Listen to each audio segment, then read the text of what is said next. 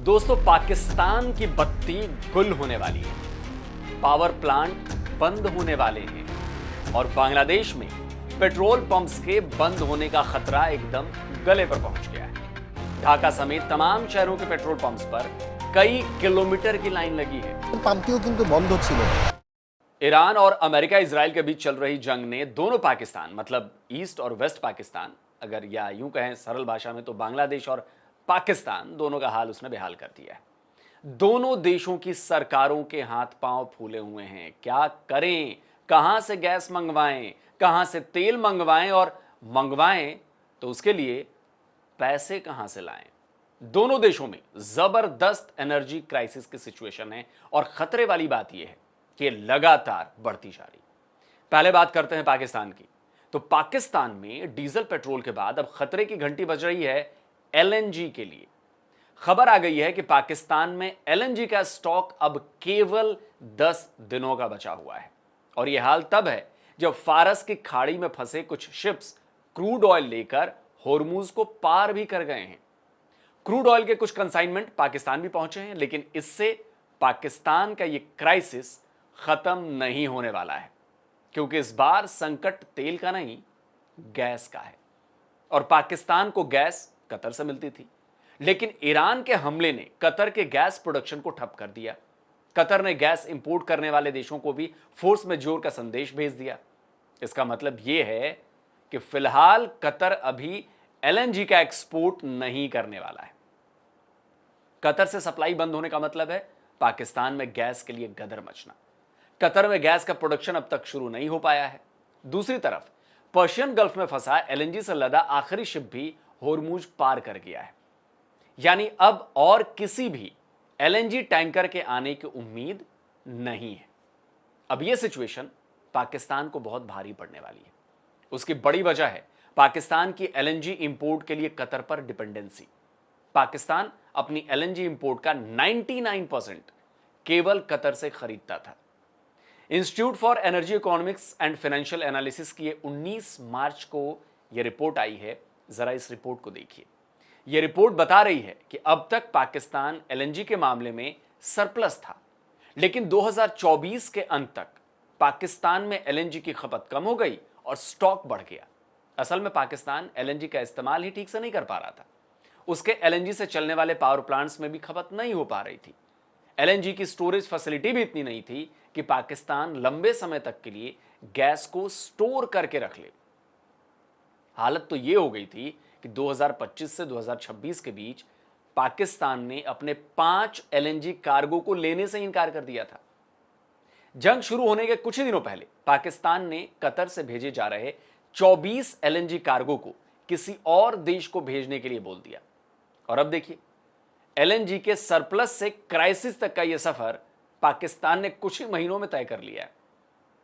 Iran war और उससे जुड़े गैस क्राइसिस को लेकर फाइनेंशियल टाइम्स ने एक रिपोर्ट पब्लिश की है। वैसे तो इस रिपोर्ट में एशियाई देशों समेत पूरी दुनिया की बात की गई है, लेकिन इसमें ना फोकस जो है वो पाकिस्तान पर किया गया है। रिपोर्ट बता रही है कि 28 फरवरी को जंग शुरू होने के शुरुआती 2-3 दिनों में एलएनजी के 2 कार्गो पाकिस्तान पहुंचे थे, लेकिन तब से अब तक एक भी एलएनजी का शिप पाकिस्तान नहीं आया है। और अब पाकिस्तान का एलएनजी स्टॉक ड्राई होने वाला है, यानी कि खत्म होने वाला है। एलएनजी के खत्म होने का मतलब है कराची के पोर्ट कासिम में मौजूद पाकिस्तान गैस पोर्ट के दोनों एलएनजी इंपोर्ट टर्मिनल का कामकाज ठप पड़ जाएगा। अब यह भी जान लीजिए कि गैस नहीं होगी तो टर्मिनल का काम बंद हो जाएगा, लेकिन पाकिस्तान सरकार को इसके बाद भी $15 मिलियन की फीस चुकानी पड़ेगी। द न्यूज इंटरनेशनल की इस रिपोर्ट को देखिए। इसमें बताया गया है कि पाकिस्तान सरकार को इन टर्मिनल की कैपेसिटी और यूटिलाइजेशन चार्ज के तौर पर हर दिन $5,38,535 चुकाने पड़ते हैं। महीने के हिसाब से यह रकम $15 मिलियन की होती है और यह तब भी चुकानी पड़ेगी जब टर्मिनल पर काम नहीं हो रहा हो। तो इस डील को अब घाटे का सौदा बताया जा रहा है। यानी एक तरफ गैस खत्म, दूसरी तरफ हर महीने $15 मिलियन का फटका। एलएनजी की शॉर्टेज से पाकिस्तान को चौतरफा मार पड़ने वाली है। इस क्राइसिस की शुरुआत में ही उसे एलएनजी से चलने वाले अपने फर्टिलाइजर्स प्लांट्स बंद करने पड़ गए थे। कई इंडस्ट्रीज को भी दी जाने वाली गैस की सप्लाई कम कर दी गई थी। अब खतरा एलएनजी से चलने वाले पावर प्लांट्स पर है। हवेली बहादुर शाह 1230 मेगावाट का प्लांट है जो एलएनजी से चलता है। इसका बैकअप फ्यूल एचएसडी यानी हाई स्पीड डीजल है। अब ना तो पाकिस्तान के पास एलएनजी है और ना ही इतना डीजल कि वो प्लांट को चला सके। इसी तरह 1223 मेगावाट की कैपेसिटी वाला बलोकी पावर प्लांट भी है। ये भी एलएनजी से बिजली बनाता है। इसका भी बैकअप फ्यूल डीजल है। 1180 मेगावाट बिजली बनाने वाला भिक्की पावर प्लांट भी एलएनजी से चलता है। ये तीनों पावर प्लांट्स पाकिस्तान के पंजाब में हैं। इनके अलावा और भी कई छोटे पावर प्लांट्स हैं जो एलएनजी बेस्ड हैं। ये सिंध और बलूचिस्तान में। अब इन सभी पर बंद होने का खतरा मंडरा रहा है क्योंकि पाकिस्तान के पास एलएनजी नहीं है और ना ही डीजल है। बिजली के अलावा एलएनजी का इस्तेमाल फर्टिलाइजर, केमिकल और टेक्सटाइल इंडस्ट्रीज में भी किया जाता है। एलएनजी को रीगैसिफाई करके पीएनजी में बदला जाता है और उनकी घरों और रेस्टोरेंट या फिर होटल्स में सप्लाई की जाती है। पिछले साल 7 जुलाई को आई एस&पी ग्लोबल की इस रिपोर्ट में बताया गया था कि पाकिस्तान में पिछले वित्तीय वर्ष में एलएनजी की खपत पहले की तुलना में कम हुई है। इसके मुताबिक 2024-25 में एलएनजी की पाकिस्तान में खपत 914 MMCFD यानी million cubic feet per day रही। लेकिन इस रिपोर्ट में यह भी अनुमान लगाया गया था कि इस फाइनेंशियल ईयर में यह खपत बढ़कर 1000 से 12 million cubic feet per day रहेगी और इसका सबसे बड़ा हिस्सा इंडस्ट्रियल होगा। लेकिन अब तो गैस आ नहीं रही है, तो खपत क्या खाक होगी और इंडस्ट्रीज क्या खाक चलेंगी। अब तो एक्सपर्ट्स पाकिस्तान सरकार को सलाह दे रहे हैं कि कोयले से चलने वाले पावर प्लांट्स में प्रोडक्शन को बढ़ाया जाए ताकि पेट्रोल, डीजल और गैस की किल्लत के बाद कहीं देश में बिजली का संकट ना पैदा हो जाए। वैसे बिजली का संकट ऑलरेडी है पाकिस्तान में। पाकिस्तान उज्बेकिस्तान समेत इंटरनेशनल मार्केट से स्पॉट बाइंग की कोशिश भी कर रहा है, लेकिन स्पॉट मार्केट में नॉर्मली $4 पर MMBTU मिलने वाला जो एलएनजी है वो अभी 19 से $25 पर MMBTU मिल रहा है, जिसकी खरीद पाकिस्तान के लिए आसान नहीं रहने वाली। जैसे जैसे ईरान की जंग खिंचती जा रही है वैसे वैसे पाकिस्तान का ये फ्यूल क्राइसिस और ज्यादा गंभीर होता जा रहा है।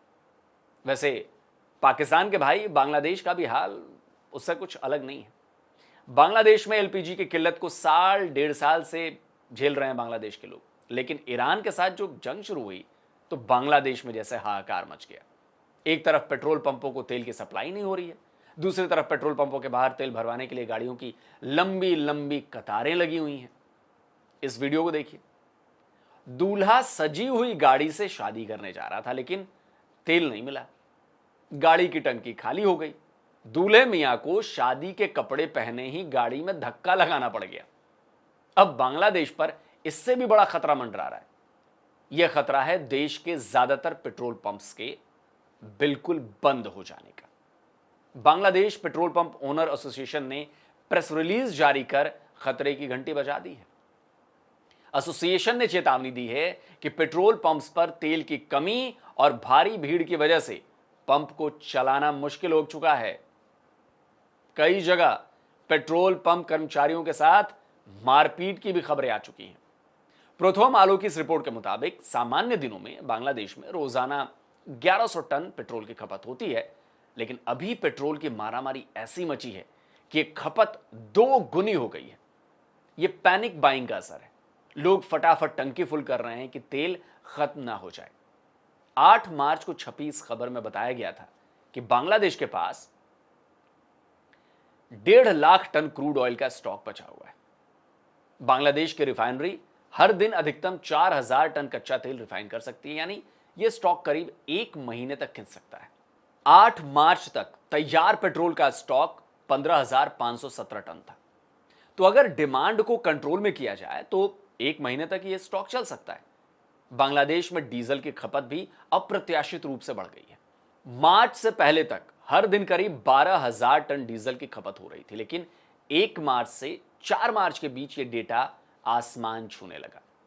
डीजल की रोजाना खपत बांग्लादेश में 25,000 टन तक पहुंच गई। हालांकि पाकिस्तान के मुकाबले बांग्लादेश ने इस सिचुएशन को थोड़ा बेहतर तरीके से हैंडल किया है। 1 मार्च से 22 मार्च के बीच बांग्लादेश ने 25 जहाजों से फ्यूल मंगवाया है। यह एनर्जी क्राइसिस की सिचुएशन में लड़ने में उसके लिए काफी मददगार साबित हो रहा है, लेकिन उसे भी यह फ्यूल कई बार स्पॉट मार्केट से खरीदना पड़ा, जिससे उसके फॉरेन रिजर्व को तगड़ा झटका लगा है। और अब खबर यह भी आ चुकी है कि बांग्लादेश इस क्राइसिस से निकलने के लिए $2 बिलियन की फॉरेन फंडिंग की तलाश कर रहा है। यानी हालात दोस्तों इतने बुरे हैं कि अगर जल्दी ही ईरान की जो क्राइसिस ये खत्म नहीं होती है तो पाकिस्तान और बांग्लादेश का सरवाइव कर पाना बहुत मुश्किल होने वाला है। दोस्तों आप क्या कहते हैं इस वीडियो पर? कमेंट करिए, अपनी राय दीजिए। और जिन दोस्तों ने अभी तक डिफेंस डिटेक्टिव को सब्सक्राइब नहीं किया है तो भाई चैनल को सब्सक्राइब करें, साथ में बेल आइकन प्रेस करें और हाँ, ऑल नोटिफिकेशन ऑन करने के लिए जरूर अपने आप को उंगली आगे करें, ताकि जब भी कोई हम वीडियो अपलोड करते हैं नया तो उसकी नोटिफिकेशन, उसकी जानकारी आप तक पहुंच जाए।